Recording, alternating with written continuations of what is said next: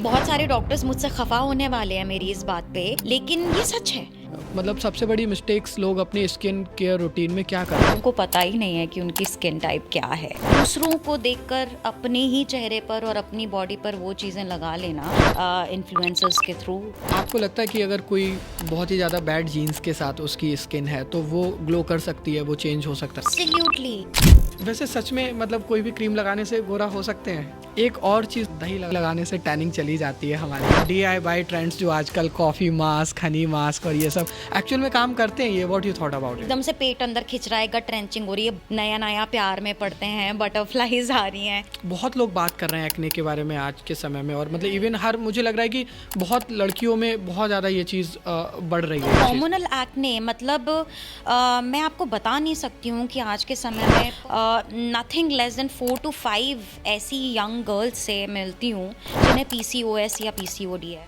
Dry skin है किसी का या ऑयली स्किन है, तो नॉर्मली वो कौन सी चीज़ें डेली रूटीन में अपने इंक्लूड कर सकता है? बेसिक सी चीज़ें हैं जिसे हम बस उसमें एक चीज़ और अब आप आगे ऐड कर लो, हो गया। मतलब आपके फेस को रीड करना और उसके अकॉर्डिंग एज इट इज़ आपको कंसल्ट करना, आई थिंक मतलब आपको लगता है कि is AI dangerous for future and specially for doctors? Prabhat discovering reality के एक और एपिसोड में आपका स्वागत है। आज हम बहुत ही डीप बात करने वाले हैं स्पेसिफिकली स्किन केयर रूटीन्स के बारे में। कैसे आपकी स्किन बहुत इम्पॉर्टेंट है आपकी मेंटल हेल्थ के लिए। आज के समय में बहुत सी ऐसी प्रॉब्लम्स हैं जो बढ़ती जा रही हैं, स्किन से रिलेटेड प्रॉब्लम्स बढ़ती जा रही हैं, स्किन कैंसर जैसी प्रॉब्लम्स भी बढ़ती जा रही हैं। साथ में आपका स्किन केयर रूटीन क्या होना चाहिए जिससे आप अपने आप को थोड़ा सा अच्छा दिखा सको, क्योंकि कहीं ना कहीं आपकी स्किन डायरेक्टली रिफ्लेक्ट करती है आपके काम को, आपकी मेंटल स्टेट्स को, और आप कैसे और दूसरों के सामने अपने आप को प्रेजेंट करते हो। आज की हमारी स्पेशल गेस्ट हैं डॉक्टर नेहा यादव। VLCC के साथ वो सीनियर कंसल्टेंट भी हैं, और उन्होंने अब तक ऐसी बहुत सारी चीज़ें, स्पीचेस, ऐसे बहुत सारे लोगों को कंसल्ट किया है जो कहीं ना कहीं अपने हेल्थ इश्यूज़ को लेकर बहुत ज़्यादा प्रॉब्लम में थे। एक्ने, पिगमेंटेशन, ऐसी बहुत सारी प्रॉब्लम्स हैं जो आपको हैं लेकिन आपको समझ नहीं आ रहा है कि आपको उन्हें क्या करना चाहिए। और हमने ऐसे बहुत सारी फ़नी बातें भी की कि ऐसे बहुत सारे मिथ्स, जैसे कि आपके स्किन केयर रूटीन को लेकर, आपके DIY ट्रेंड्स को लेकर, जो आपको जानने में मज़ा आएगा। आज के एपिसोड में आपको जो भी पार्ट अच्छा लगे कमेंट करके बताएं। Enjoy the show. बात भी कर रहे थे आपके ऑफिस में, so what do you think कि मतलब सबसे बड़ी मिस्टेक्स लोग अपनी स्किन केयर रूटीन में क्या करते हैं? What do you think about that? Skin care, if you talk about skin care routine, तो आई थिंक सबसे पहली चीज़ तो यही है कि लोगों को पता ही नहीं है कि उनकी स्किन टाइप क्या है। ओके। एक लाइक नॉर्मली अगर मैं बात करूँ, so there is dry skin, oily skin, combination skin, normal skin तो है ही है, एंड फिफ्थ है एक सेंसिटिव स्किन जिसके बारे में हम बात करते हैं ना। Sensitive skin can be either dry, oily, combination, कुछ भी हो सकता है। होता यह है कि ड्राई स्किन वाला ऑयली स्किन का प्रोडक्ट यूज़ कर रहा होता है, ऑयली स्किन वाला ड्राई स्किन का यूज़ कर रहा होता है। सेंसिटिव स्किन वाले को पता ही नहीं होता है कि उसके लिए कुछ बना भी है या नहीं है कि उसकी स्किन तो सेंसिटिव है, उसे पता है, बट उसे ये नहीं पता है कि क्या ऐसे कोई प्रोडक्ट्स मार्केट में हैं जो उसकी स्किन के लिए बने हैं। तो मेरे ख्याल से जहाँ भी जो मिस्टेक्स हो रही हैं ना, उसका एक रूट कॉज यही है कि लोगों को पता नहीं है कि उनकी स्किन टाइप क्या है।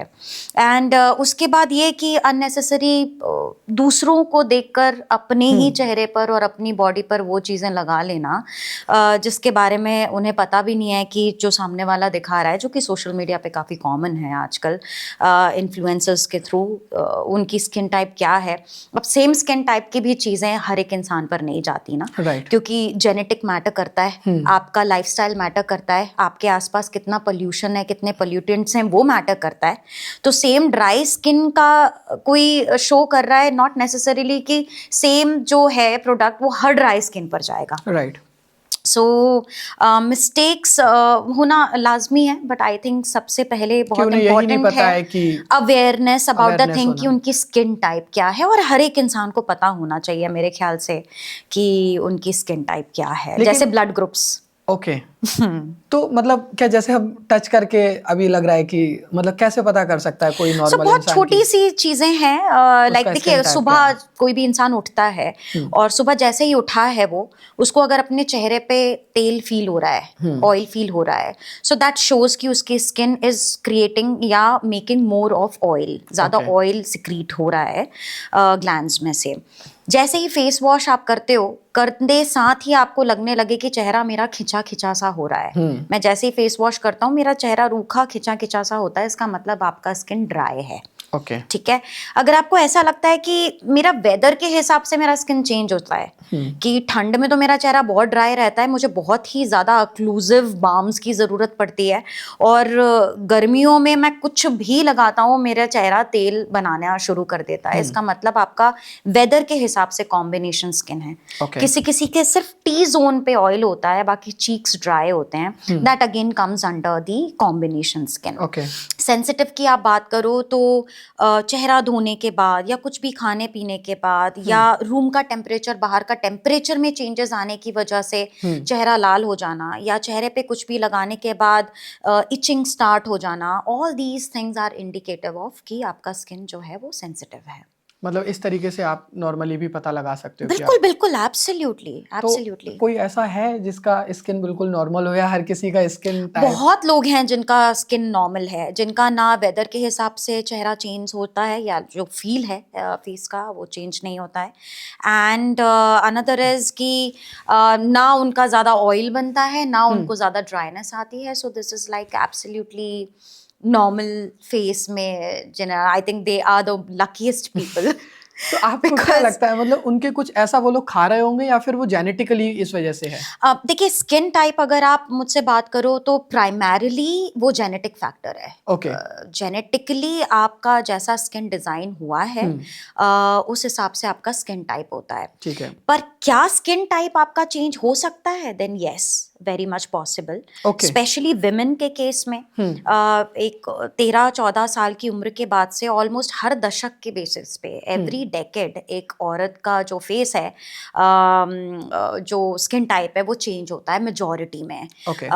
टूवर्ड्स मेनोपॉज आते ही आते क्योंकि ईस्ट्रोजन की कमी हो जाती है और वो नहीं रहता है तो फेस बिल्कुल ही ड्राई हो जाता है क्योंकि सीबम ग्लैंड्स में से मतलब जो ऑयल बनाने वाला ग्लैंड है उसमें से ऑयल बनना बंद हो जाता है ठीक है थैंक्स टू दी हार्मोन और जब प्यूबर्टी होती है तब इतना ज़्यादा हाई रहता है फ्लक्चुएटेड रहते हैं इतना ज़्यादा हार्मोन्स इतना हाई पीक पे होता है कि लड़का हो या लड़की हो आपने देखा है टीनेज में एक्ने ज़्यादा होता है ऑयल प्रोडक्शन ज़्यादा होता है इज़ बिकॉज अगेन सर्ज जो होता है हार्मोन में उसकी वजह से so skin type primarily genetic है लेकिन वो आपके सराउंडिंग फैक्टर्स आपकी लाइफस्टाइल से चेंज हो सकता है लेकिन मतलब आपको लगता है कि अगर कोई बहुत ही ज़्यादा बैड जीन्स के साथ उसकी स्किन है तो वो ग्लो कर सकती है वो चेंज हो सकता है बिल्कुल बिल्कुल एब्सोल्युटली आपका lifestyle diet very Okay. Very important आप कितना अपनी स्किन का ख्याल रख रहे हैं and when I talk about skin का ख्याल then skin is the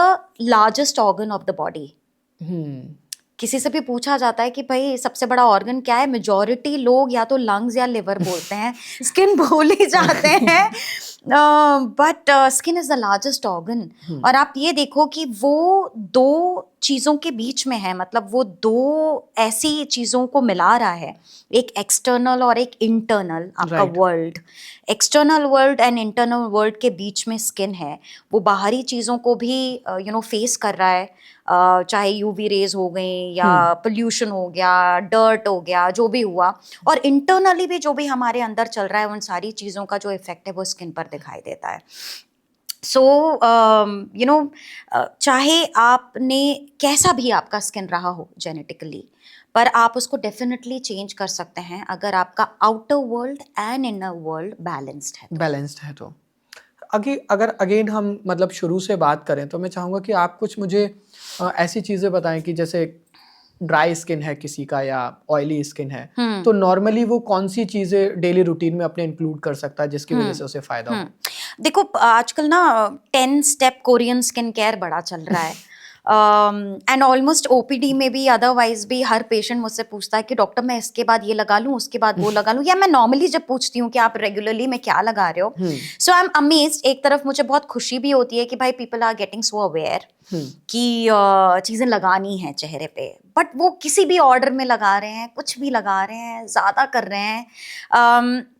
basic सी चीज़ें हैं जिसे हम CTM कहते थे, बस उसमें एक चीज़ और अब आप आगे ऐड कर लो, CTMS हो गया। सो C is a cleanser, T is a toner, again वो ऑप्शनल है। The third is moisturiser, M से मॉइस्चराइजर एंड S से सनस्क्रीन है। अगर बेसिकली कोई इंसान कुछ भी नहीं करना चाहता, स्पेशली मैं मेल्स के लिए बोल रही हूँ ना, इतना टाइम नहीं होता है आईने के सामने, और चल दिए बस, मुंह धोया और चल दिए।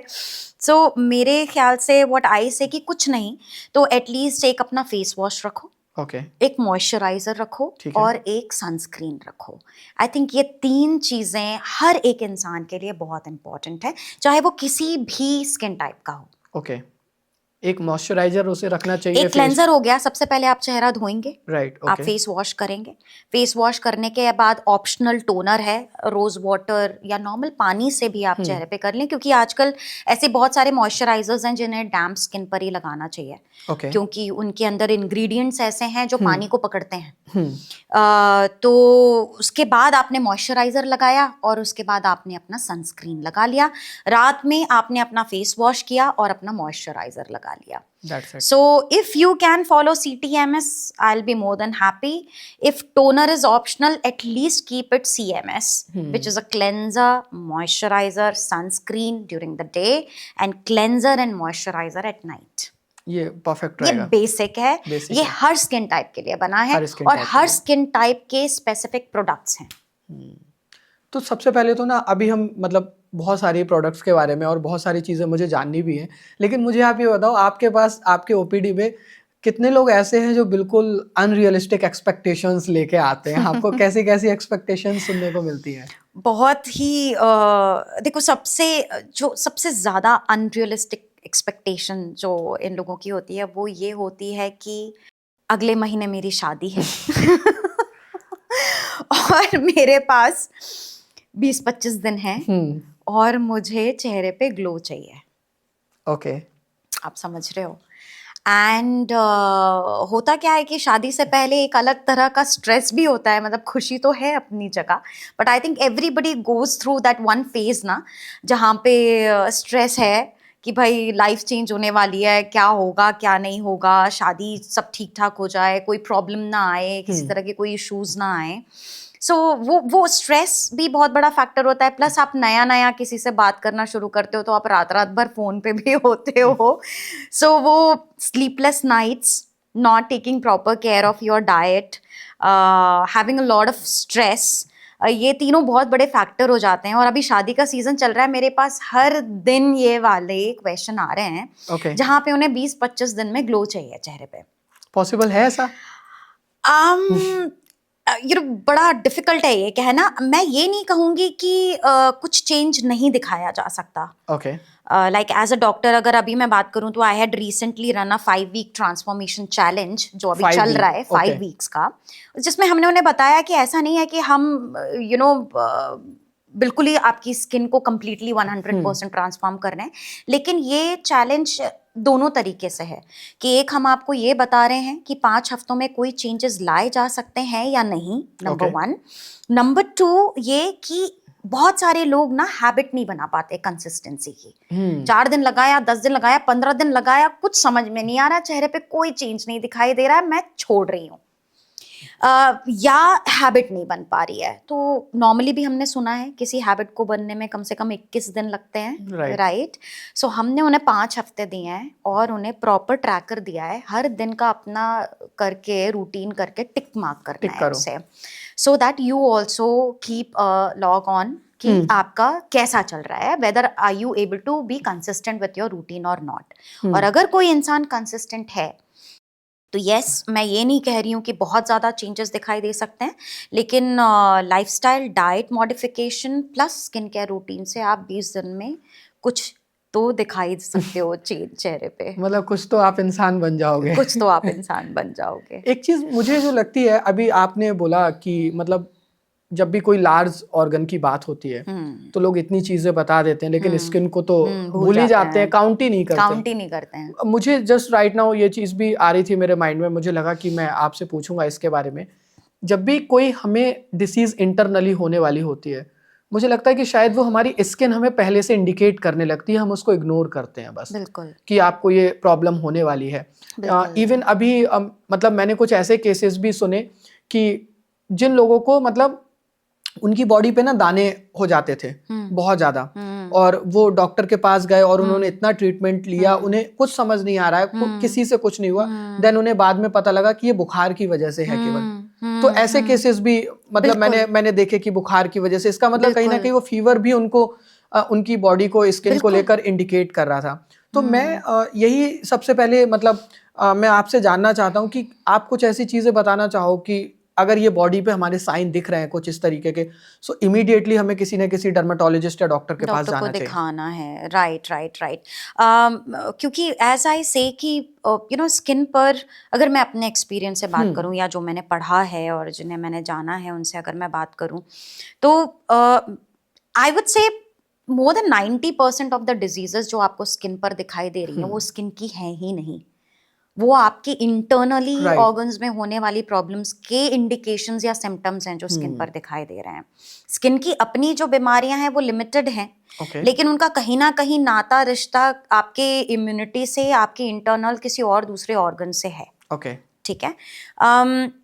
अब जहाँ तक मैं बात करूँ कि क्या साइंस एंड सिम्टम्स हमें ऐसे दिखाई देते हैं, तो सबसे इजी मैं आपको बताऊँ कि आप किसी की भी स्किन या आँखें अगर पीली दिखाई दें तो क्या आप समझोगे कि उसकी बॉडी का कौन सा ऑर्गन इंटरनली ऐसा होगा जो शायद मैल फंक्शनिंग हो रहा होगा इस समय?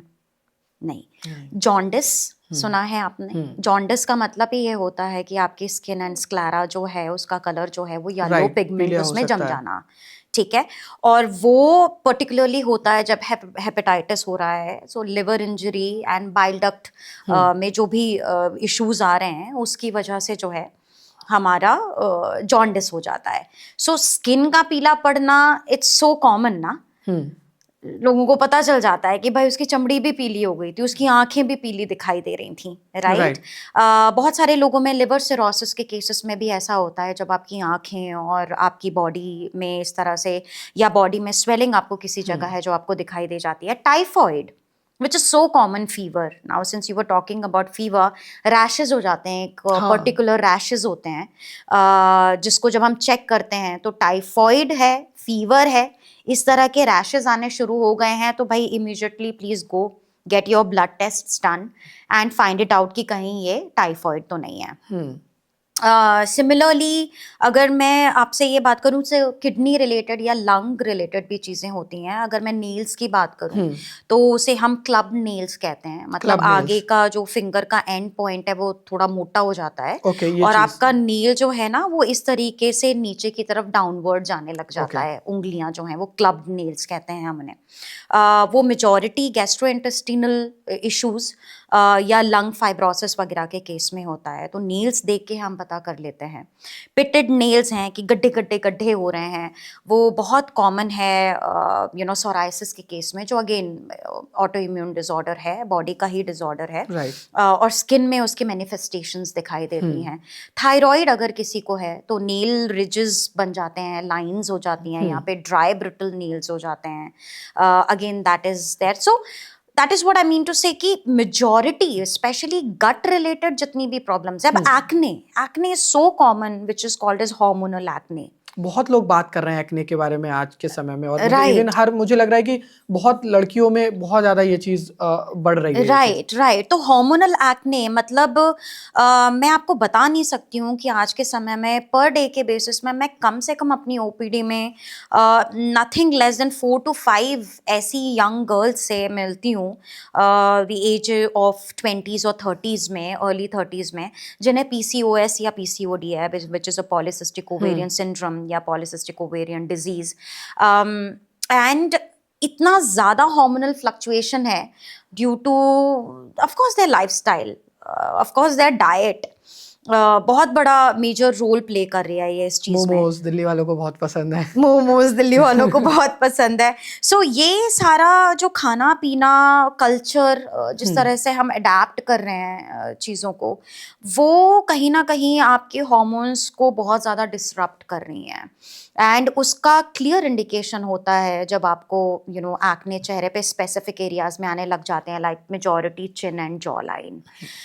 दैट इंडिकेट्स कि आपका हार्मोनल इम्बैलेंस चल रहा है। And then we give them set of blood test and ask for कि अल्ट्रासाउंड कराएं, गायनेकोलॉजिस्ट से मिले एंड ऑल दैट। सो ये सभी ऐसी चीज़ें हैं जिससे क्लियरली समझ में आता है कि बॉडी में प्रॉब्लम आ रहा है। लोगों के बाल कम होने शुरू हो जाते हैं आगे की तरफ से, या क्राउन एरिया में, या कंघी कर रहे हैं, रात में सो के उठे हैं, तकिए पे बहुत बाल मिल रहे हैं। सो दैट मीन्स कि न्यूट्रिशनल डेफिशिएंसी चल रही है अंदर। हाइपोथायरॉयड, हाइपरथायरॉयड के केस में भी ऐसा बहुत कॉमनली होता है। गट अगर आपका अच्छा नहीं है तो गट हेल्थ के बारे में आजकल पिछले 2-4 सालों से काफ़ी बात होने लगी है, थैंकफुली। गट का डायरेक्ट रिलेशन है हमारी स्किन से। Absolutely, I mean your brain, देखो आपका gut is called as a second brain of your body. There is a reason for that. हम नहीं कहते gut feeling. Why do we call it as a gut feeling? Gut feeling का मतलब ये है कि गट आपको बता रहा है, एकदम से पेट अंदर खिंच रहा है, गट रेंचिंग हो रही है। बटरफ्लाइज बोलते हैं लोग, नया नया प्यार में पड़ते हैं, बटरफ्लाइज आ रही हैं, शादी होने वाली है, बटरफ्लाइज हैं, पहली बार किसी से मिलने जा रहे हैं, बटरफ्लाइज हैं। एक अलग ही खुशी होती है, एक अलग ही खुशी। दैट बटरफ्लाइज आपको पेट में क्यों फील हो रही है भाई? Like what it has to do with it? Because it is directly related. एक वेगस नर्व होती है जो डायरेक्टली इनको कनेक्ट करती है। एंड जितने भी रिसेप्टर्स हैं, नर्व के रिसेप्टर्स हैं, न्यूरॉन्स हैं, वो डायरेक्टली हमारे ब्रेन से और इन सारी चीज़ों से कनेक्टेड होते हैं। That is the reason we say that gut is a second brain. So whatever is happening in your body, अगर स्ट्रेस है, अगर पेट में खाना अच्छा नहीं जा रहा है, इन्फ्लेमेशन बहुत ज़्यादा है, तो वो इन्वर्सली मतलब एट द सेम टाइम आपकी बॉडी को ये बताना शुरू कर देगा कि भाई ये प्रॉब्लम स्टार्ट हो गई है। एंड ये सारी चीज़ें आपको अपनी स्किन में दिखाई देना शुरू हो जाएंगी। सो स्ट्रेस, जब हम बात करते हैं स्किन की, mental health is very very important. So ऐसे ही नहीं स्किन रिलेटेड लोगों को इतनी ज़्यादा मेंटल इश्यूज होने लग जाते हैं, ऐसे ही नहीं है वो। आप देखो, किसी को अगर हार्ट का प्रॉब्लम है, या उसने हार्ट में कार्डियक का कोई भी इशू आया है, या स्टेंट भी डला है, या और भी कुछ है, क्या आपने ऐसे लोगों को मायूस या जिंदगी से उदास देखा है? नहीं देखा है। क्या ऐसे लोगों से मिलना जुलना बंद कर देते हैं? नहीं कर देते हैं। अगर किसी को क्रॉन्स डिजीज है, या पेट की प्रॉब्लम है, या बाइल डक्ट रिमूव कर दिया है भाई आफ्टर सर्जरी, तो क्या ये लोग अपने आप को सिक्लूड कर देते हैं सोशली? नहीं करते हैं। लेकिन स्किन वाले कर देते हैं। स्किन वाले कर देते हैं, राइट। सो स्किन इतना ज्यादा मेंटली आपके ऊपर इफेक्ट डालता है, क्योंकि वो एक ऐसी चीज है जो बाहर दिखाई दे रही है। यहाँ कोई पारदर्शिता नहीं है, और यहाँ पर एक ऐसी चीज़ है कि जो आप सामने दिख रहे हो, आपको वैसे ही एक्सेप्ट कर रही है दुनिया। अगर आप गोरे हो तो आपको गोरा कह रही है, अगर आपका कलर डाउन है तो आपको काला कह रही है, आपके चेहरे पे कोई और दूसरी खूबियाँ हैं, जो भी चीज़ें आ रही हैं वो दिख रही हैं। सो वैसे सच में मतलब कोई भी क्रीम लगाने से गोरा हो सकते हैं? नहीं, it's a myth.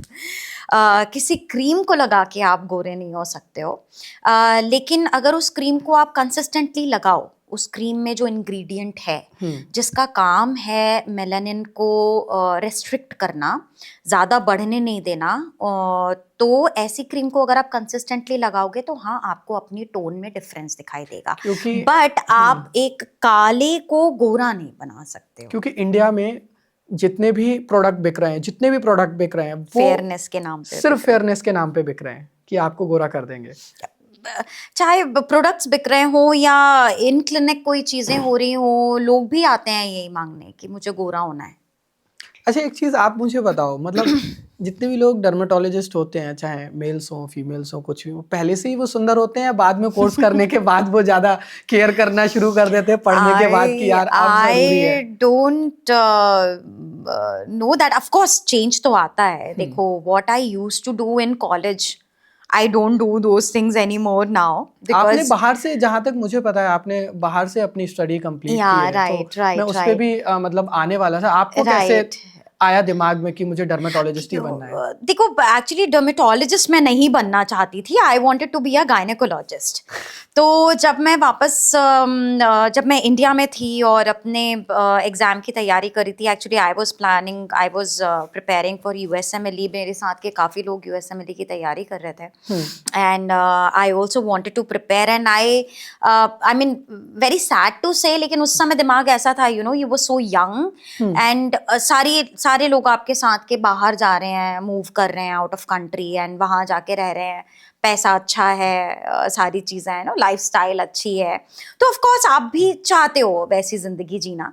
So I was preparing for that, and that is the time जब मुझे डिप्लोमा करने का मौका मिला गायनेकोलॉजी में. एंड वो मैंने स्टार्ट किया for almost around 6 months. Okay. And उसके बाद it just occurred to me, मुझे रियलाइज हुआ कि नहीं, आई डोंट थिंक कि ये मेरी लाइफ है. गायनेकोलॉजी में हाँ, मतलब मैं चाहती तो उसमें आगे और भी कई सारी चीज़ें कर सकती थी. But that was the time when my mother got some pigmentation issues on her face. Okay. To be very honest, I'll tell you. और मेरी मदर को वो पिगमेंटेशन एकदम से स्टार्ट हुआ एक जगह से, और वो धीरे धीरे उनके फेस, नेक एंड हैंड सब जगह पे चकते से फैलने लगे. एंड उस चीज़ का उनके ऊपर बहुत असर हुआ, बिकॉज मेरी मदर लेक्चरर हैं, मतलब अब तो रिटायर हो चुकी हैं, गवर्नमेंट स्कूल में पढ़ाती थी. उनका डेली लोगों से मिलना जुलना जाना, she had always been very social person. And तो जब आप बाहर निकलो तो देखो, आप अगर अच्छे दिख रहे हो ना, तो 10 में से 2 लोग बोलेंगे कि अच्छे दिख रहे हो, 8 लोग मन ही मन में बोलेंगे. पर जब आप अच्छे नहीं दिख रहे हो तो 10 में से 8 लोग आपको बोल देंगे कि आप अच्छे नहीं दिख रहे हो या कुछ प्रॉब्लम है. 2 लोग शांति बनाए रखेंगे और मन में रखेंगे इस बात को. सो सिमिलर हैपेंड, एंड लोग उनको टोकने लगे, उनको बोलने लगे कि ये क्या हो रहा है, अरे ये क्या हो रहा है, ये क्या हो गया आपको, एंड ऑल दैट. तो वो एक समय था. फिर उनका स्किन बायोप्सी कराया हमने. अच्छा, बिकॉज मैं खुद एक डॉक्टर थी, तो मैंने ये काफ़ी अच्छा स्टेप लिया उस समय. मेजॉरिटी लोग बायोप्सी करने से पता नहीं क्यों डरते हैं. बायोप्सी से लोगों को लगता है बायोप्सी इक्विवेलेंट टू कैंसर. क्या है? आप मुझे इसके बारे में कुछ बायोप्सी आइडिया नहीं. मतलब आपके, जैसे हम खून की जांच करते हैं, हम किसी भी स्किन के टिश्यू या बॉडी के किसी भी ऑर्गन के टिश्यू को निकालकर अगर हम उसकी जांच करते हैं, उसे हम बायोप्सी कहते हैं. ओके. तो मतलब हम खून की जांच नहीं कर रहे हैं, यूरिन की जांच नहीं कर रहे हैं, स्प्यूटम की जांच नहीं कर रहे हैं, आपके स्किन के टिश्यू की, स्किन की, लिवर बायोप्सी, किडनी बायोप्सी, बहुत ऑर्गन से कहीं जिस भी जगह हम टिश्यू को निकाल कर उसकी जांच कर रहे हैं, माइक्रोस्कोपिक जांच कर रहे हैं, उसे हम बायोप्सी कहते हैं. ठीक है. पर लोगों के अंदर कुछ ऐसा बैठा हुआ है कि बायोप्सी मतलब कैंसर, क्योंकि लोगों ने आज तक सिर्फ शायद लंग्स या दूसरी जगह के ही कैंसर से रिलेटेड चीज़ों में ही बायोप्सी सुना है. सो मैं आज भी अगर अपने पेशेंट्स को बोलती हूँ बायोप्सी, नहीं क्यों, आपको क्या लग रहा है, स्किन कैंसर है क्या, ये वो, नहीं भाई, बायोप्सी हर चीज़ आंखों से देख के पता नहीं की जा सकती ना स्किन में. तो स्किन की भी लेयर्स हैं, उसमें किस लेयर तक क्या है, एक जैसी दिखने वाली 100 बीमारियां हैं स्किन में. एग्जैक्ट कंफर्मेटरी डायग्नोसिस के लिए I think biopsy is best. ये चलन इंडिया में थोड़ा कम है, and I think and I really hope कि ये बढ़ना चाहिए. डॉक्टर्स को जस्ट एक ब्लाइंड शॉट नहीं मारना चाहिए अपने पेशेंट्स के ऊपर कि ये यही दिख रहा है, यही होगा, अभी तो ये दवाइयाँ दे देता हूँ, ठीक नहीं हुआ तो 1 महीने बाद किसी दूसरी चीज़ की दवाइयाँ दे दूंगा. आप समझ रहे हो?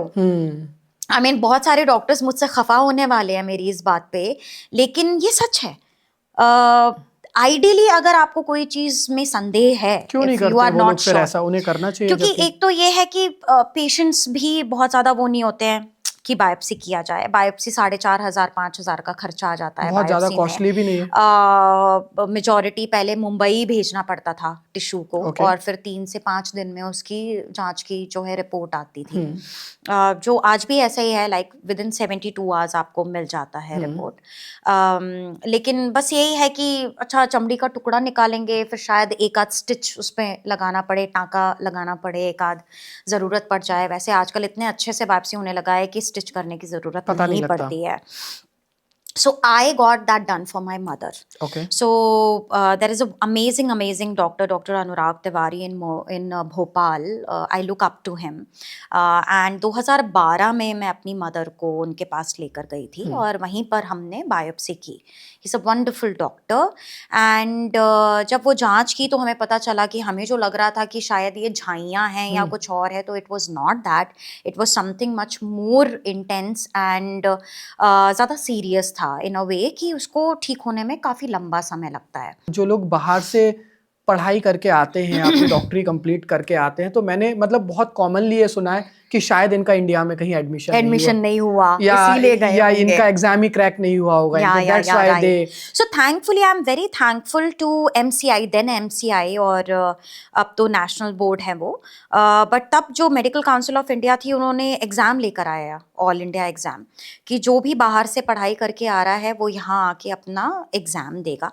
क्योंकि आई थिंक लोगों के अंदर इस तरह का मिसकंसेप्शन होना भी लाजमी था, क्योंकि बाहर क्या था कि पहले एग्ज़ाम हुआ करते थे. जब मैं गई थी तब एग्ज़ाम था और लैंग्वेज उन्हीं की लैंग्वेज में आपने पढ़ाई करनी थी. इंग्लिश लैंग्वेज नहीं थी. अब तो इंग्लिश लैंग्वेजेस में भी सारे कोर्सेज हैं. तो आपको पहले उनकी लैंग्वेज सीखनी है पहला तो एक साल. आपको रशियन आती होगी बोलना? या ऑफ कोर्स.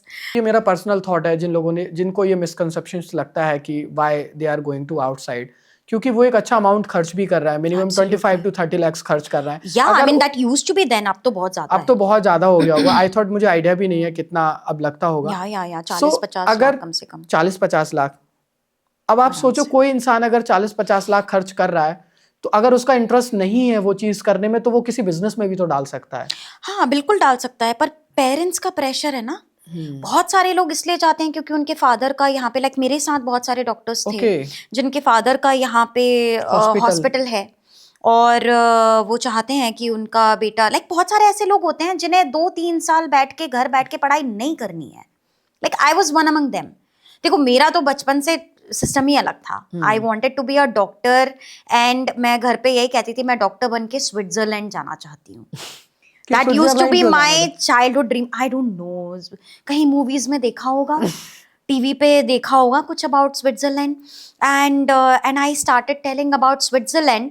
एंड जब मुझे ये मौका मिला कि मैं जा सकती हूँ, soon after 12th I left. Like I was what, 16-year-old when I left. Okay. I was so young. I was the youngest among all the people. वहाँ पे मेरे साथ के जितने भी लोग थे, मैं उन सब में सबसे youngest थी. बिकॉज मैं 1 साल घर बैठ के तैयारी कर लो, 2 साल घर बैठ के तैयारी, वो मैं नहीं करना चाहती थी. एंड प्लस उस समय दिमाग ही ऐसा था ना कि इंडिया वापस आना ही नहीं है, मुझे बाहर ही सेटल होना है. क्यों आई फिर आप वापस? फिर मैं वापस आई बिकॉज इंडिया में ये एग्जामिनेशन आया, एंड मेरे पेरेंट्स ने कहा कि देखो जिस कंट्री से बिलोंग करते हो उस कंट्री की आपके पास रजिस्ट्रेशन तो होना चाहिए at least, and they were like कि, and it is also something कि हाँ ठीक है, हो सकता है तुम्हें फ़र्क नहीं पड़ता है दुनियादारी से, लेकिन हमें फ़र्क पड़ता है, हम यहीं रहते हैं. So you never know life कैसा टर्न ले ले. Some time you would want to be back in India and work over here. तो हमेशा अपनी सारी चीज़ें तैयार रखनी चाहिए, विच इज़ वेरी वाइज. और मैंने उनकी बात मानी और मैं यहाँ आई. यहाँ आके मैंने अपना एग्ज़ाम दिया, एग्ज़ाम क्लियर किया, और उसके बाद फिर मैंने अपने आगे के काम किया. आपको अब लगता होगा कि मैंने अच्छा किया? देखिए लाइफ में ना बहुत बाद में चीज़ें समझ में आती हैं कि आपने जो किया उसका क्या इफेक्ट था, वो जो हुआ वो क्यों हुआ. और आज मैं जहाँ हूँ अपनी लाइफ में, thankfully by God's grace, I am at a very very good stage in my life, mentally, physically, morally, financially, everything. Honestly जब मैं मतलब हम बात कर रहे थे, जब मुझे पता लगा आपके बारे में, तो मैं रीड कर रहा था कि मतलब एक इंट्रो के तौर पे तैयार करने, फिर मुझे इतनी सारी चीज़ें पता लगी कि मैंने कहा इतना, एक तो मुझसे याद होगा भी नहीं. इतनी सारी जगह आप जा चुकी हो, इतनी सारी डिग्रीज हैं, और उसके बाद अभी आप इतने सारे ब्रांड्स के साथ काम कर रही हो. तो उस सेगमेंट पर भी मैं चाहता हूँ कि हम लोग बहुत छोटा सा पार्ट अभी लास्ट में डिस्कस करेंगे. But before that I want to know a thing कि आप ऐसी लाइक कौन सी चीज़ें सजेस्ट करना चाहोगी जो हर किसी को, मेल हो फीमेल हो, डेली अपने स्किन केयर रूटीन में या हर किसी को करना चाहिए ताकि उन्हें स्किन कैंसर फ्यूचर में ना हो? सो नंबर वन, अगर आप स्किन कैंसर की बात कर रहे हो and plus again skin care routine में जो चीज होना चाहिए वो है सनस्क्रीन। सनस्क्रीन, देखो सबसे ज्यादा वेल रिसर्च्ड प्रोडक्ट है आज के समय में, एक है सनस्क्रीन और दूसरा है रेटिनॉइड्स। इनसे ज्यादा रिसर्च किसी और मॉलिक्यूल पर नहीं की गई है। ओके, ठीक है। सो बहुत मिथ्स आसपास हैं कि अरे इससे स्किन कैंसर्स हो जाते हैं। हाँ, सनस्क्रीन से या क्या सच में सनस्क्रीन से स्किन कैंसर होता है? नहीं नहीं नहीं नहीं नहीं, बिल्कुल भी नहीं, बिल्कुल भी नहीं। यही मैं बताने की कोशिश कर रही हूँ कि ये सबसे ज़्यादा वेल रिसर्च्ड है। ये एक ऐसा मॉलिक्यूल है, एक ऐसा प्रोडक्ट है जो आपको अननेसेसरी हार्मफुल रेडिएशन से, यूवीए, यूवीबी, इंफ्रारेड, अब आपकी ब्लू लाइट्स भी हैं आपके मोबाइल फोन्स एंड लैपटॉप्स में, एलईडी लाइट्स हैं, इन सबसे बचाता है। So, I knew that there are going to be cameras and all these lights and everything. So, of course, I had applied a thick layer of sunscreen. So, sunscreen application के इतने फायदे हैं ना, मैं लोगों से कहती हूँ अगर आप कुछ भी नहीं करना चाहते तो हो आप सनस्क्रीन लगाओगे, तो आप बस सनस्क्रीन लगाओ। राइट। आपको 2-3 साल में अपने स्किन में डेफिनेटली डिफरेंस दिखाई देगा, क्योंकि सनस्क्रीन जब आपको इतनी हार्मफुल रेडिएशन से बचाएगी तो नॉर्मल सी बात है कैंसर से तो बचा ही रही है। हालांकि इंडिया में कैंसर का प्रेवलेंस बहुत कम है, इट इज लेस देन 1%, लेकिन है, और है भी तो नॉर्दर्न एरियाज में, नॉर्थ ईस्ट में, इन एरियाज में ज्यादा है, which is the melanoma and the one that we were talking about. लेकिन फिर भी कैंसर से बचा रहा है, पिगमेंटेशन से बचा रहा है सनस्क्रीन। ठीक है, सनस्क्रीन आपके जो भी जितने भी तरह के पिगमेंटेशन के इश्यूज हैं, चाहे एक्ने के बाद आने वाला पिगमेंटेशन हो गया, झाइयाँ हो गई, किसी और बीमारी की वजह से पिगमेंटेशन आ गया आपको, या कोई इंजरी हुई है जिसके बाद आपको पिगमेंटेशन पड़ गया है, या आपको सिस्टमिक डिसऑर्डर्स हैं जैसे कि डायबिटीज़ से होने वाले पिगमेंटेशन है, थायराइड से होने वाले पिगमेंटेशन, जितने भी तरह के पिगमेंटेशन है उन सबसे आपको सनस्क्रीन बचाता है। Sunscreen is a number 1 anti ageing product. Okay, कि ये आपको एजिंग क्यों हो रही है, क्योंकि ये हार्मफुल रेज हमारे चेहरे पे पड़ रही हैं तो प्री मैच्योर एजिंग हो रही है। आप सनस्क्रीन लगा रहे हो, सनस्क्रीन आपकी प्री मैच्योर एजिंग नहीं होने देगी। सो आपकी साइंस ऑफ एजिंग को कम कर रहा है, प्री मैच्योर एजिंग को कम कर रहा है, प्रिवेलेंस कम कर रहा है, so and on top of that of course आजकल इतने तरह के सनस्क्रीन है कि बहुत सारे सनस्क्रीन टिंटेड सनस्क्रीन भी हैं कि अब आपको मेकअप लगाने की जरूरत नहीं है, बीबी क्रीम, सीसी क्रीम लगाने की जरूरत नहीं है, सनस्क्रीन में ही टिंट है, सिर्फ सनस्क्रीन ही काम कर सकती है, सिर्फ सनस्क्रीन ही काम कर सकता है, सिर्फ सनस्क्रीन में ही टिंट है, उसको लगा लो, आपके चेहरे पे ग्लो रहेगा और आपके छोटे मोटे जो दाग धब्बे हैं वो कवर अप हो जाएंगे। एक चीज और मुझे जाननी थी, मतलब कुछ लोगों को ऐसा लगता है कि सनस्क्रीन हमें तभी लगानी चाहिए जब हम बाहर जा रहे हैं, या जब हम बाहर, क्योंकि उसका नाम ही सनस्क्रीन है। I know, और बोलते भी बड़े कॉन्फिडेंस के साथ है। मैं बताऊं, मैं जब ओपीडी में बात करती हूँ और जब मैं उनसे पूछती हूँ अच्छा आपका रूटीन क्या है, तो मैं ये करता हूँ, मेजरली लड़के हैं ऐसे, हाँ लड़कियां भी हैं बट मेजरली मैं ये करता हूँ। मैंने कहा अरे वाह ये तो आप अच्छा करते हैं। फिर मैंने कहा अच्छा फिर सनस्क्रीन, हाँ मैं ये डॉक्टर के पास गया था, उन्होंने दवाइयाँ दी, कोई फर्क तो पड़ा नहीं, मेरा चेहरा और काला हो गया। ठीक है, ये मेजॉरिटी पेशेंट की आदत होती है, एक डॉक्टर का दूसरे डॉक्टर, और फिर बताना भी चाहिए ऑफ कोर्स, हमारे लिए बहुत ज़रूरी होता है कि पहले वाले डॉक्टर ने क्या दिया था, क्या ट्रीट किया था and all that. So then they will be like कि अच्छा, फिर मैं पूछती हूँ फिर आप सनस्क्रीन नहीं लगाते हैं, आप सनस्क्रीन लगाते हैं डेली? हाँ कभी कभी जब जाता हूँ बाहर, अब तो वर्क फ्रॉम होम है, घर ही बैठा रहता हूँ, बाहर तो मैं कम ही जाता हूँ, जाता भी तो थोड़ा बहुत 5-10 मिनट के लिए जाता हूँ, तो इसलिए मैं सनस्क्रीन डेली नहीं लगाता हूँ। Full confidence, I am a macho man, I know everything, I am इस जनरेशन का हूँ मैं, मुझे सब पता है, और बाहर जाऊंगा तो लगाऊंगा, घर नहीं लगाता हूँ। And then I tell them ये सबसे बड़ी मिस्टेक है। डॉक्टर ने आपको सनस्क्रीन दी, डॉक्टर ने आपको एक्टिव्स दिए, ऐसे एक्टिव्स दिए जो कि जिनको लगाकर अगर आप धूप में निकल जाओ तो आपकी स्किन की सेंसिटिविटी बढ़ जाती है। ओके, मतलब वो आपको हेल्प तो कर रहे हैं आपकी प्रॉब्लम्स में, लेकिन आपको अपनी स्किन को भी सेफ गार्ड करना है विद सनस्क्रीन, सो दैट आपकी स्किन की सेंसिटिविटी ना बढ़े।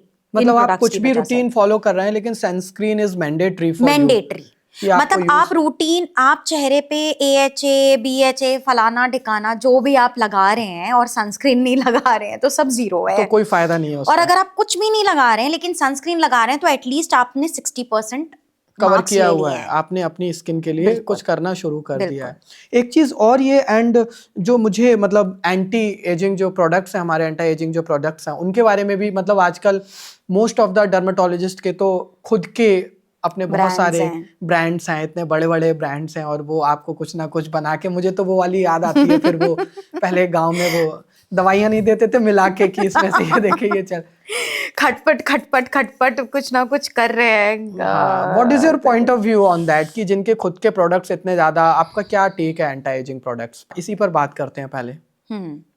तो मेरा टेक एंटी एजिंग पे मतलब anti ageing products of course मैं बहुत प्रिस्क्राइब करती हूँ। ओके। मैं खुद भी यूज़ करती हूँ।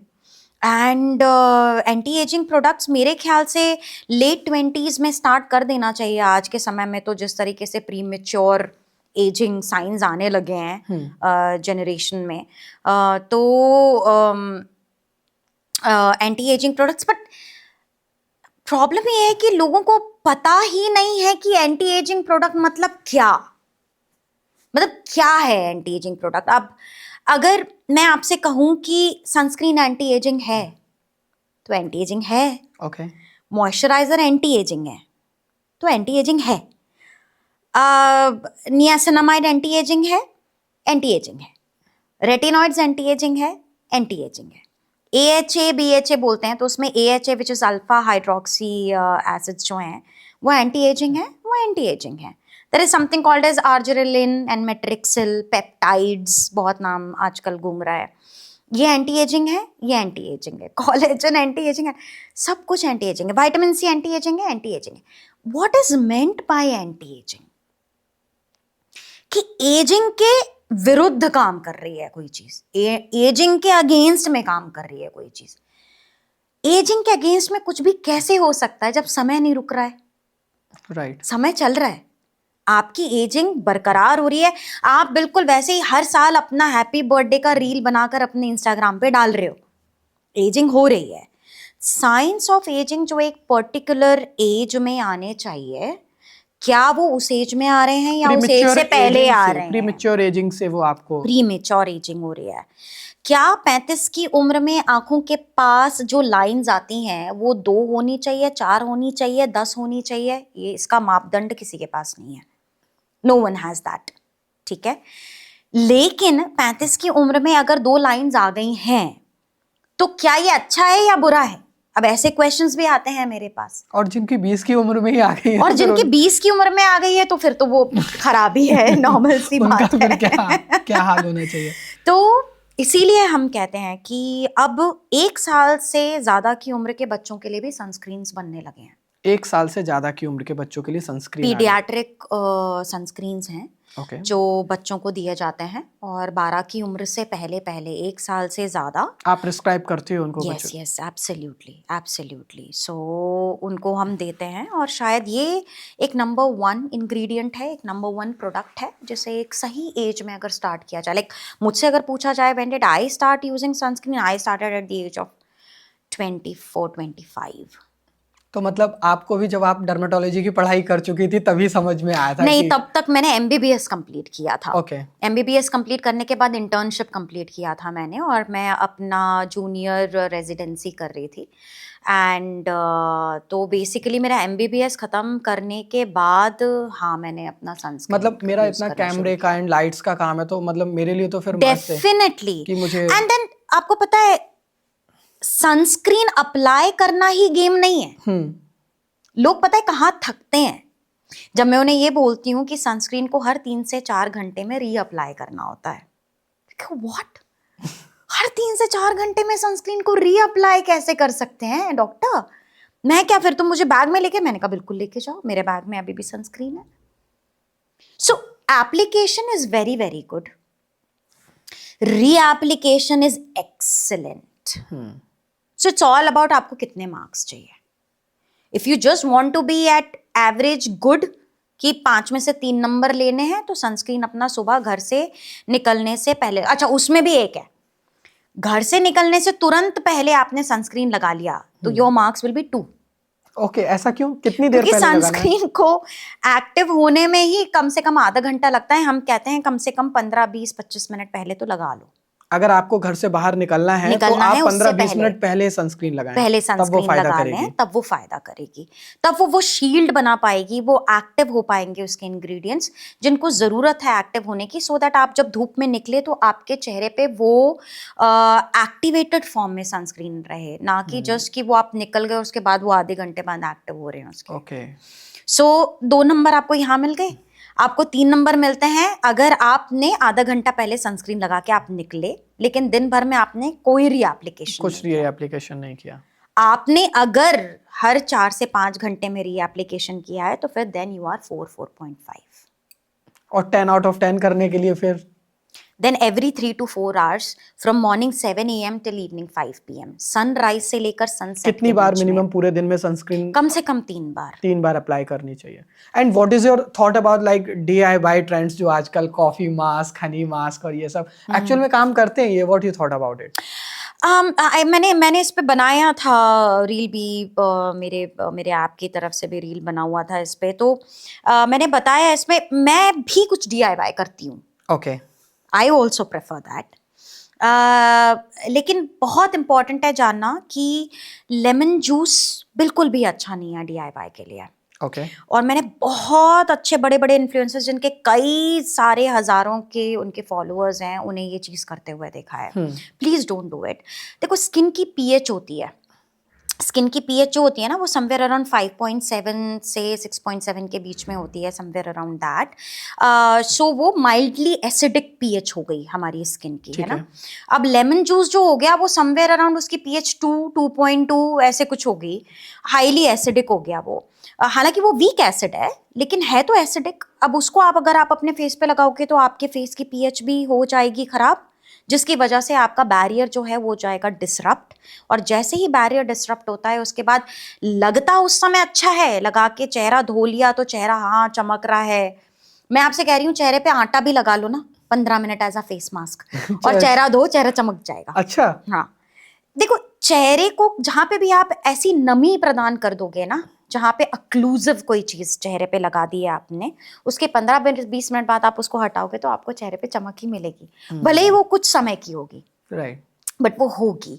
सो हनी, इतने ज़्यादा एलर्जेंस होते हैं, पॉलन है, हनी बी मतलब उनके कितने सारे पॉलन्स हैं और उनको इकट्ठा करके आपने शहद निकाला है, वो शहद में बहुत एलर्जेंस होते हैं और बहुत लोगों को हनी से एलर्जीज होती हैं, स्पेशली अगर वो प्योर हनी है तो।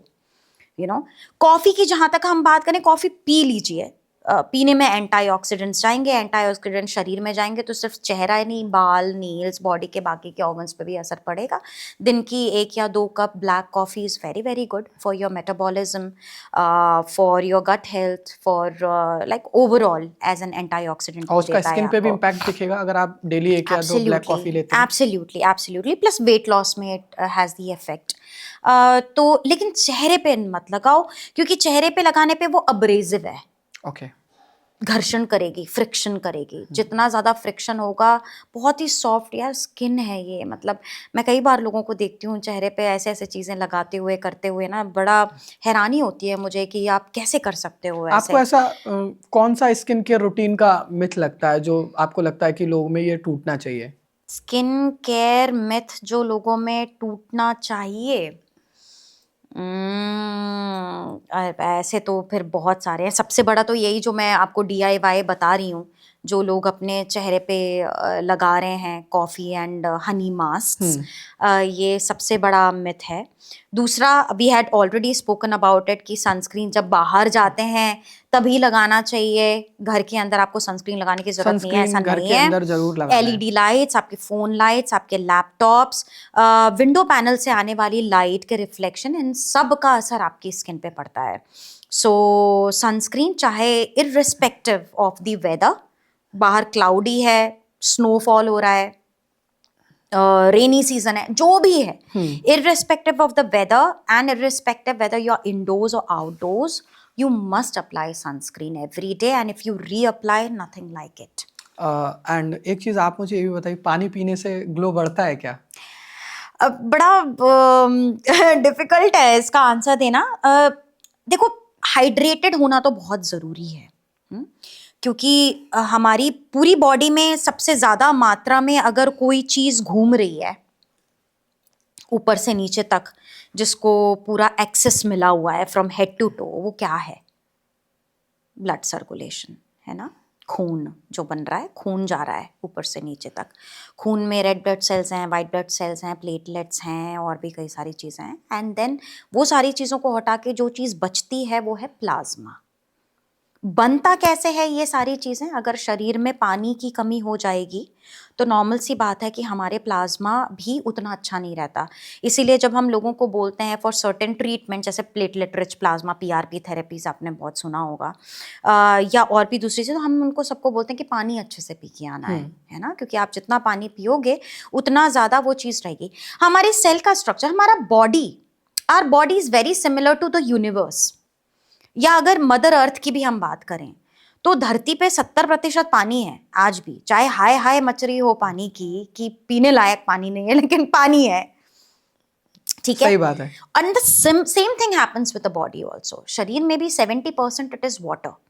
चाहे आप लिम्फैटिक ड्रेनेज बोलो, लिम्फ बोल लो, या ब्लड बोल लो, प्लाज्मा की अगर हम बात कर लें, फ्लूइड जितने भी हैं, कार्टिलेजेस या जॉइंट्स के बीच में सिनोवियल फ्लूइड हो गया, हर एक सेल का चित्र याद है आपको? अगर आपको अपने 10th 11th मुझे 9th बहुत 10th थोड़ा में हाँ मुझे याद सेल है। जीरो गोल होता है और उसके हाँ बीच में न्यूक्लियस होता है राइट। ना, और उसमें कुछ ऑर्गेनल्स होते हैं, माइटोकॉन्ड्रिया टाइप्स कुछ ऑर्गेनल्स होते हैं। उसमें आपने देखा है वो सेल के बीच में जो न्यूक्लियस है उसके अंदर सारी सब कुछ जो है वो गुई सा लिक्विड, वो क्या है? वो पानी तो है ना। So water constitute 70% of your body. अब अगर पानी की कमी हो जाएगी तो नेचुरल सी बात है, आपका चेहरा, आपके ऑर्गन्स, आपके बाल, आपके नेल्स, आपकी आंखें, आपके लिप्स, इन सब पर आपको इफेक्ट दिखाई देगा।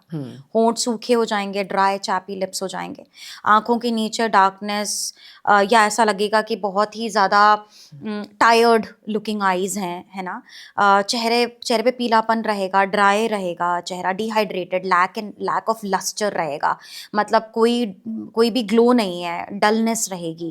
अपार्ट फ्रॉम दैट बॉडी में भी बहुत ज़्यादा आपको दूसरी प्रॉब्लम्स दिखाई देने लग जाएंगी। So water is very very important. पर क्या बहुत पानी पीने से चेहरे पे ग्लो रहेगा? तो नहीं, उसके साथ आपको और भी चीज़ें करनी पड़ेंगी। अगर आप वो सब नहीं कर रहे हो, एक अच्छा स्किन केयर रूटीन फॉलो नहीं कर रहे हो, समय पे सो नहीं रहे हो, कम से कम 7-8 घंटे की नींद नहीं ले रहे हो, डाइट अच्छी नहीं है, कम से कम एक बोल फ्रूट का और एक बोल आपकी सैलड का नहीं है, जूसेस नहीं पी रहे हो, एक्सरसाइज नहीं कर रहे हो, अगर ये सारी चीज़ें नहीं है और सिर्फ पानी पिए जा रहे हो, तो I am very sorry to say कि नहीं, ऐसा एक नहीं और होगा। चीज मार्केट में बहुत पॉपुलर है कि क्या दही लगाने से टैनिंग चली जाती है हमारी? ये मेरा फेवरेट है। मेरा फेवरेट DIY है। Okay. Not the favourite question, but मेरा DIY है। एंड जैसे मैंने कहा कि मैं खुद भी DIY करती हूँ, सो आई लव टू अप्लाई दही ऑन माई फेस। दही क्या है? मिल्क है, लैक्टिक एसिड है उसके अंदर, है ना। तो कोई भी मिल्क के प्रोडक्ट्स हैं उसमें लैक्टिक एसिड होता है। इसीलिए अगर आप ठंडा दूध लगाओ चेहरे पे, कुछ लोग मलाई भी लगाते हैं, बट मलाई सिर्फ उन्हीं को लगाना चाहिए जिनकी ड्राई स्किन है, एक्ने प्रोन नहीं है। अदरवाइज मलाई की वजह से एक्ने आ जाते हैं एंड ऑयली होती है स्किन। सो दही is much more safer option. And दही लगाने से यस, टेम्पररी आपको अपने चेहरे पे ग्लो दिखाई देता है, बिकॉज उसमें लैक्टिक एसिड होता है, और लैक्टिक एसिड अपने आप में अल्फा हाइड्रोक्सी एसिड होता है, जिसका काम ही ये होता है कि वो बहुत माइल्ड वे में सुपरफिशियल डेड स्किन जो है उसको एक्सफोलिएट करता है, and at the same time आपकी स्किन को हाइड्रेट भी करता है। एंड इसमें मतलब मेरा एक लास्ट एक ये था बचा था कि एक चीज और कि गोल्ड फेशियल कराने से चेहरे पे भी हमारे गोल्ड जैसा ग्लो आता है कि नहीं आता है इन रियलिटी? हाँ, ये बहुत कॉमन है गोल्ड फेशियल, क्योंकि उसमें वो जो पार्टिकल है, देखो again it is about formulation. कुछ गोल्ड फेशियल 200-400 रुपए के भी आते हैं और कुछ गोल्ड फेशियल 7-8 हज़ार के भी आते हैं, तो it's also about the formulation.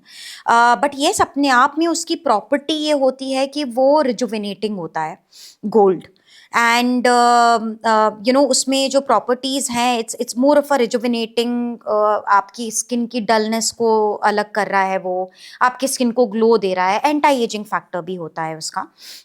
At the same time जब हम फेशियल करते हैं तो मसाज की वजह से हमारा ब्लड सर्कुलेशन अच्छा बढ़ जाता है ना, उस वजह से भी उस वजह से भी होता है, लिम्फेटिक ड्रेनेज हो जाता है, तो चेहरे का पफीनेस चला जाता है, तो जो रुका हुआ लिम्फ है जिसकी वजह से चेहरे पे सूजन या डलनेस दिखाई दे रही है वो नहीं दिखाई देती है all together. So I won't say कि सोने की चरक चेहरे पे चढ़ा लो तो वो हो जाएगा, नहीं. It is a combined effect of all these things which are done in a facial. So ये सारे स्टेप्स होते हैं जिसकी वजह से आपको चेहरे पे इफेक्ट दिखता है. मतलब अब तक ऐसा कितने लोगों ने बोला है कि आप हमारा कंपटीशन बढ़ा रही हो, इनारा स्किन केयर आपका आइडिया था, मुझे पता लगा मतलब कंप्लीटली एआई बेस्ड है, और मतलब ये तो मुझे लग रहा है एक ऐसी चीज़ है कि इनारा के थ्रू अगर लोगों को डर्मेटोलॉजिस्ट की नीड ही नहीं है, फिर तो एक टाइम पर वो अपने उस एआई ऐप से ही अपना डेली स्किन के रूटीन और प्रॉब्लम्स. तो सबसे पहले तो मुझे आप उसके बारे में बताओ, ऐसे कितने कॉम्प्लीमेंट्स या चीज़ें सुनने को मिली है कि आप तो मतलब हमारा कंपटीशन. देखो Prabhat, I will tell you one thing. जब इंसान बिल्कुल शुरुआती दिनों में होता है किसी चीज़ को स्टार्ट करने के लिए ना, तो उसको ऑल द बेस्ट बहुत कम मिलते हैं. लेकिन जब वो एक लेवल पे पहुंच जाता है तो उसको कंग्रेचुलेशंस बहुत मिलती हैं. राइट. हमेशा ऑल द बेस्ट और कंग्रेचुलेशंस का रेशो जो है ना, उसमें congratulations is 100 folds more than your all the best. At the same time I would say कि जब इनारा के लिए मैंने जब ये सारी चीज़ें स्टार्ट की थी, तो to be very honest idea बिल्कुल एग्जैक्टली ऐसा मेरा नहीं था. I met Saurav, who is the founder of Tagbin, and Inara is a fledgling of Tagbin. And I met him, and I just हमारी normal discussions में I told him कि 1-2 साल पहले आई हैड डिस्कस्ड, मैंने अपने घर पे भी डिस्कस किया था कि ऐसा कुछ होना चाहिए कि जिसमें लोग अपनी प्रॉब्लम्स देखें, कोई उनको देखे और उनकी प्रॉब्लम्स वहीं के वहीं थ्रू ऑनलाइन उन्हें जाने की ज़रूरत ना पड़े डॉक्टर के पास, और तुरंत उनकी वो प्रॉब्लम सॉल्व हो जाएं. जो भी हमें लग रहा है कि इसके पास ये प्रोडक्ट पहुंचना चाहिए पर वो पता नहीं किस शहर में, उसके शहर में वो प्रोडक्ट मिलता है नहीं मिलता है, वो मिल जाना चाहिए. सो एक नॉर्मल सी कॉन्वर्सेशन थी मेरी सौरभ के साथ. And he is a very brainy and very intelligent guy, of course I don't need to say that, but उसने वो आइडिया पिक किया. एंड उनकी काफ़ी बड़ी टेक कंपनी है टैगबिन अपने आप में.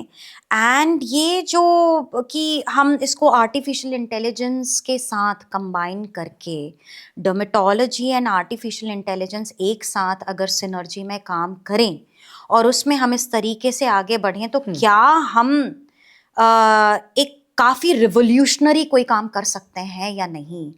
And that is how we began, I mean, this journey. And thankfully Inara is doing touchwood very very good. It's a baby, it's a few months old, but it is doing fantastic. कैसे काम कैसे करता है ये application? So Inara जो है basically आपने कुछ भी नहीं करना है. देखो मैं जब लोगों को बताती हूँ ना कि इसके पीछे उद्देश्य क्या है हमारा, कि हमें जन जन तक पहुँचना है, हर इंसान तक पहुंचना है, चाहे वो किसी भी शहर या गांव या कस्बे में हो. फ़ोन सभी के पास हैं और उसमें आपने सिर्फ अपने चेहरे को स्कैन करना है. फ्री ऑफ कॉस्ट रजिस्ट्रेशन है, फ्री. आपने बस ऐप डाउनलोड की, फ्री. आपने अपना फेस स्कैन किया फॉर फ्री, और उसके बाद artificial intelligence is so intelligent that वो पिक कर लेता है आपके चेहरे के सभी कंसर्न्स को, कि आपके चेहरे पे उसको क्या क्या प्रॉब्लम्स दिख रही हैं. अच्छा, ये how is it different from the telemedicine जो बहुत सारे डॉक्टर्स कर रहे हैं, राइट.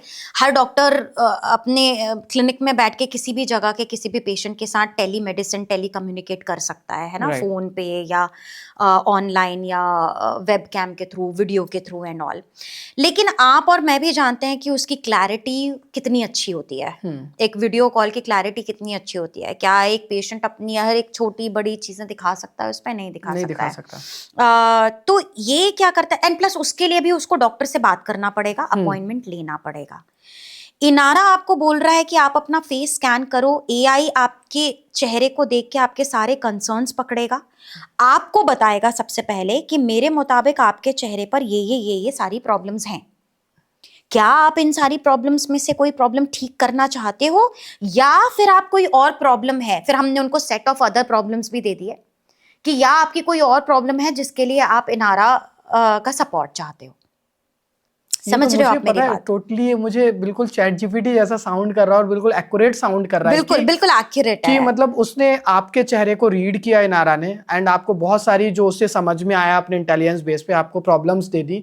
और ऑब्वियसली बात है कि मेरी प्रॉब्लम्स है तो मैं फील करके बता सकता हूँ कि हाँ मुझे कि मुझे ये प्रॉब्लम है या प्रॉब्लम नहीं। है। अच्छा, फिर जब आप बिना बोले आपकी प्रॉब्लम्स वहां लिखी आ जाती हैं तो वो एक सेल्फ सेटिस्फैक्शन क्रिएट करता है, ट्रस्ट क्रिएट करता है। ट्रस्ट क्रिएट करते कि मैंने तो कुछ बताया भी नहीं और इसने मुझे बता दिया कि मेरे चेहरे पर इसको ये प्रॉब्लम्स दिखाई दे रही हैं।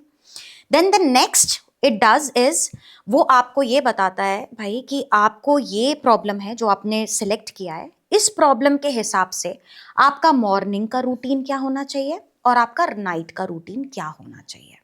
आपको सुबह किस चीज को पहले लगाना चाहिए, सेकंड लगाना चाहिए, थर्ड लगाना चाहिए, नाइट में आपको किस चीज को फर्स्ट लगाना चाहिए, किसको सेकंड स्टेप लेना चाहिए, किसको थर्ड स्टेप लेना चाहिए।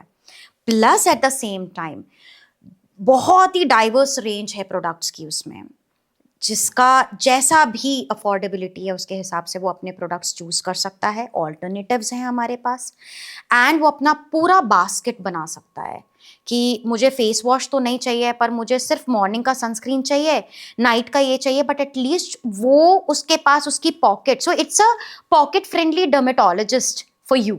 एक तरीके से Free of cost. जो आप मतलब डरते हैं लोग डर्मेटोलॉजिस्ट के पास जाने में से सिर्फ इसी वजह से कि वो कॉस्टली हैं बहुत ज्यादा। So that is what I was saying कि वो आपको कंप्लीट रूटीन दे देता है free of cost. So basically आप अपने फोन में एक ऐप है कि मैं आज कंफ्यूज हूँ कि मैंने आज सनस्क्रीन मॉर्निंग में क्लेंजर तो लगा लिया जिन्हें आदत नहीं है, इसके बाद क्या बोला था डॉक्टर ने क्या लगाना है, you can just directly open अपना ऐप और उसमें आपका रूटीन अभी लिखा हुआ है कि किसके बाद आपने क्या लगाना है। आपके प्रोडक्ट्स हैं, आपके प्रोडक्ट्स आपके शहर में नहीं मिल रहे हैं तो आप डायरेक्टली हमारे ऐप से परचेज कर सकते हैं। मुझे लगता है कि मतलब ये बहुत ही अभी अंडररेटेड है, बहुत लोगों को इसके बारे में पता होना चाहिए कि पता होना चाहिए। We are working towards that. इतनी बड़ी अपॉर्चुनिटी है, इतनी बड़ी अपॉर्चुनिटी है क्योंकि आप देखिए लाइक मेरे parents they are in a small town which is near bank of river Narmada, Hoshangabad शहर का नाम है, अब नर्मदापुरम हो गया है, भोपाल के पास है, एमपी में है। मैंने सुना है, मेरा एक दोस्त है वहाँ का, कॉमेडियन है, बहुत popular, so stand up comedian है, उसी ने मुझे बताया। ओके या सो नर्मदापुरम भोपाल से लाइक 70 किलोमीटर्स दूरी पर है एंड हर तरह के प्रोडक्ट्स नहीं मिलते हैं वहां पे। बट अब आप देखिए मेरे पेरेंट्स के पास फोन है, बढ़िया फोन है, वो आराम से अपना स्कैन करके अपना रूटीन ले सकते हैं, ऑर्डर प्लेस कर सकते हैं एंड वो प्रोडक्ट्स जो हम चाह रहे हैं वो अपने चेहरे पे लगाएं वो उन तक पहुंचाए जा सकते हैं with in 3 to 5 working days. And मेरी एक और रिक्वेस्ट है आपसे, मैं चाहूंगा कि अगर मैं कभी सौरभ सर के साथ या सौरभ जी के साथ इंटरव्यू करूं तो मुझे बस ये जानना है कि उन्होंने इन मॉडल्स को ट्रेंड कैसे किया है, एआई ट्रेन कैसे किया है। सो हमारे जो ये हैं जो ये पूरी ट्रेनिंग का जिम्मा जिनके सिर पर है वो है mister Ankit. Okay. And he is a CTO with Tagpin and Ankit जो है he is again IITian, these all are IITian, ये सारे लग ही रहा है। And very brainy guy, again very intelligent. So ये पूरा टेक्नोलॉजी की जो टीम है वो अंकित की है। मतलब आपके फेस को रीड करना और उसके अकॉर्डिंग एज इट इज आपको कंसल्ट करना, आई थिंक मतलब आपको लगता है कि is AI dangerous for future and specially for doctors? इस हिसाब से तो कि Yes, it is. Now अभी भी आप देखो ना, like I can feel वो पल्स आपको फील हो जाती है ना। जैसे ही मैं इनारा को लेकर आई, बहुत ही कम लोग हैं जो इस चीज को लेकर खुश हुए, डॉक्टर्स में मैं बता रही हूँ, इनफैक्ट माय फ्रेंड्स आल्सो और अदर, कि अरे बाप रे अब हम तो अपने क्लिनिक से दवाइयां दे रहे थे, ये तो ऐप के थ्रू दवाइयां देने लगे, अब हमारा क्या होगा। क्योंकि नॉर्मली भी जब मैं अपनी कंसल्टेशन फीस क्लिनिक में बैठकर लेती हूँ तो मेरी कंसल्टेशन फी बहुत हाई है। वहीं जब जिन लोगों को जरूरत पड़ रही है कंसल्टेशन लेने की, पहले तो इनारा का मेन मकसद ही ये है कि डॉक्टर की जरूरत ही नहीं है। बेसिक अगर आप हो, आपको पता नहीं है कि मेरा रूटीन क्या होना चाहिए, मुझे सिर्फ अपना रूटीन जानना है और वो चीजें शुरू करनी है, तो आपको डॉक्टर की जरूरत नहीं है उसके लिए। मुझे ऐसा लगता है शायद कहीं ना कहीं बैक ऑफ द माइंड ये भी होगा कि मोस्ट ऑफ द लोग जो 20 to 45 के या 40 के बीच में लोग होते हैं बहुत केयरलेस होते हैं स्टार्टिंग में, राइट, तो उनके लिए शायद ये बहुत हेल्पफुल हो सकता है। बहुत हेल्पफुल है। in the initial उसमें stage. क्या है कि आपको डॉक्टर की जरूरत नहीं है। देखो बेसिकली चेहरे पे डलनेस है, उसके लिए आपको डॉक्टर की क्या जरूरत है यार, बताओ। नहीं है। आपको अगर ब्लैक हेड्स व्हाइट हेड्स हो रहे हैं जो लेकिन कि आप नॉर्मल डॉक्टर हो के- कॉमेडॉन्स होते हैं, लेकिन आप डॉक्टर हो के ऐसा बोल रही हो तो और डॉक्टर्स ऑफेंड हो जाएंगे। देखो नहीं मैं यही तो बताना चाह रही हूँ, मैं यही बताना चाह रही हूँ कि मैं चाह रही हूँ कि वो डॉक्टर्स का ध्यान ऐसी जगह लगे जहां पर जरूरत है जरूरत उनकी है। ज्यादा। एज इट इज इंडिया की पॉपुलेशन इतनी है और डॉक्टर्स इतने कम है, राइट? पर लाख हमारे पास एक डॉक्टर है, तो बहुत ज्यादा उनका जो बर्डन है ना उसे कम कर रहा है इनारा, नंबर 1।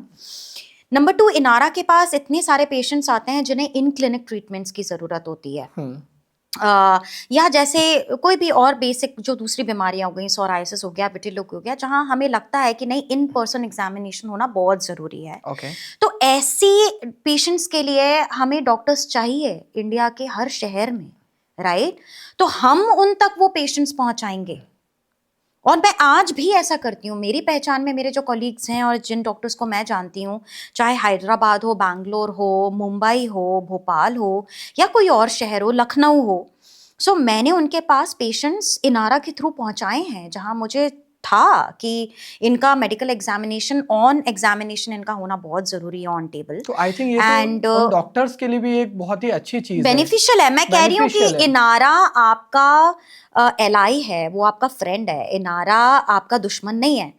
इनारा को आप एनिमी मत समझो, बिकॉज इनारा आपके लिए बहुत सारी वो चीजें कर सकता है जो आप करना चाहते हैं, और प्लस आपके लिए बहुत बेनिफिशियल भी हो सकता है। So it is beneficial business point of view से भी, beneficial health point of view से भी, बेनिफिशियल अफोर्डेबिलिटी के हिसाब से भी, कि जो लोग 1500 रुपए डॉक्टर की फीस हर 3 हफ्ते में नहीं दे सकते हैं, हर 2 हफ्ते में नहीं दे सकते हैं, उनको अपनी बेसिक चीज़ों के लिए इनारा अवेलेबल है at a in your hand, in your pocket, at a fingertip as you say. And उसके अलावा भी अगर आप ये देखो कि इन सारी चीज़ों के बाद आप टेक्नोलॉजी को किस तरीके से यूज में लेकर आ रहे हो हेल्थ केयर सेक्टर में, आई थिंक ये बहुत बड़ा इनिशिएटिव है आपका। ये बहुत बड़ा इनिशिएटिव है। और ये जब मैं अपने पेशेंट्स को बताती हूँ, मेरे बहुत पेशेंट्स हैं जो बहुत तारीफ करते हैं जब वो मेरे से कंसल्टेशन लेते हैं नारा के थ्रू, और वो मुझे बोलते हैं कि मैम आपका ये जो है, आज मेरा जिसके साथ कंसल्टेशन था, she is from Andaman Nicobar, and she is like कि वैसे मेरी मैरिज हैदराबाद में हुई है बट मेरे पेरेंट्स यहाँ पर हैं, and I am there only in Andaman, and I am so happy कि मुझे इनारा दिखा और मैंने इस पर आपके साथ कंसल्टेशन लिया, बिकॉज मैं बहुत परेशान हो गई थी। कामकाजी औरत जो ऑलरेडी मैरिड भी है, उसके लिए हर 10, 12, 15 दिन में डॉक्टर का अपॉइंटमेंट लेकर वेट करना, जाना, दिखाना, चीज़ें करना बहुत भारी पड़ रहा था। एंड प्लस एक कोई इंसान जो सिर्फ बैठकर बात कर सके। तो my approach is never, I don't treat symptoms, okay, I treat the person. मैं इंसान को ट्रीट करती हूँ, मैं सिम्टम्स ट्रीट नहीं करती, ताकि वो मेंटली भी अच्छा रहे। सो सिम्टम्स को अगर ट्रीट करूंगी तो कहीं ना कहीं कुछ ना कुछ रह जाएगा। जब मैं इंसान को ट्रीट कर रही हूँ तो मैं वो क्या खा रहा है, पी रहा है, उसका लाइफस्टाइल कैसा है, उसका दिमाग कैसा है, वो क्या सोच रहा है, ये भी बहुत जरूरी है। बहुत जरूरी है ये, because it's a vicious cycle. Majority skin पे दिखाई देने वाली चीजें स्ट्रेस रिलेटेड है।